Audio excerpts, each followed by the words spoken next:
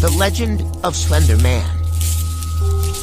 Every town has its legends, but none are as terrifying as the Slender Man. A tall, faceless figure, he's known to lurk in the shadows of deep forests, waiting to prey on the curious and unwary. A young girl, curious about the tale she heard, decided to venture into the forest one evening. She was drawn to the mystery and thrill, unaware of the danger that awaited. As the girl wandered deeper, she began to feel that she was being watched. Suddenly, in the distance, she caught sight of something tall and unnatural standing between the trees. Fear took over, and she turned to run, her heart pounding as she tried to find her way back.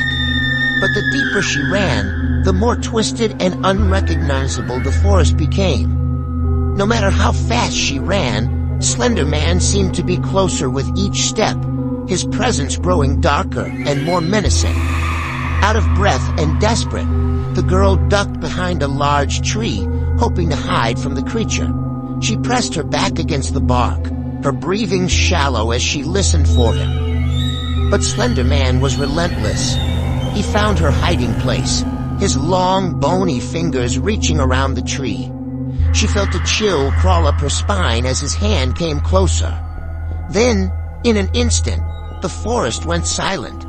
The girl was nowhere to be found, and Slender Man faded back into the shadows, leaving the forest as if nothing had happened. An empty forest with mist hanging low between the trees. The flashlight lies abandoned on the ground near a large tree. There is no sign of the girl, and Slender Man's figure is barely visible, blending back into the shadows among the trees.